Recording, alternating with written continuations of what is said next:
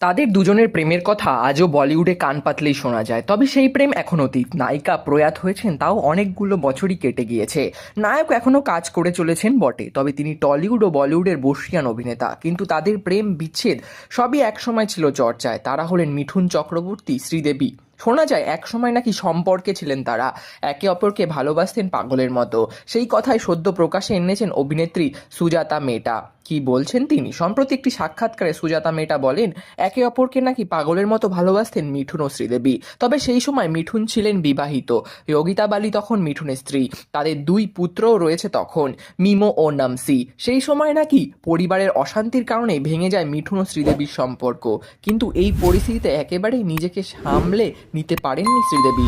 Shooting ফ্লোরে এসে তিনি নাকি চুপ করে একটা কোণায় বসে থাকতেন, কারোর সঙ্গে কথা বলতেন না, একেবারে ভেঙে পড়েছিলেন তিনি। কিন্তু শ্রীদেবী ছিলেন ভীষণ কাজ পাগল, নিজের কাজকে ভীষণ ভালোবাসতেন তিনি। তাই তখন ক্যামেরা অন হতো, তিনি সব ভুলে কেবল অভিনয়টাই করতে পারতেন। কিন্তু বাকি সময়টা সবার থেকে নিজেকে দূরে সরিয়ে নিয়েছিলেন শ্রীদেবী। তবে একটা সময় নিজেকে সামলে নিয়েছিলেন শ্রীদেবী। তারপরেই বনি কাপুরের সঙ্গে তার মেলামেশা শুরু, কালক্রমে প্রেম ও বিয়ে।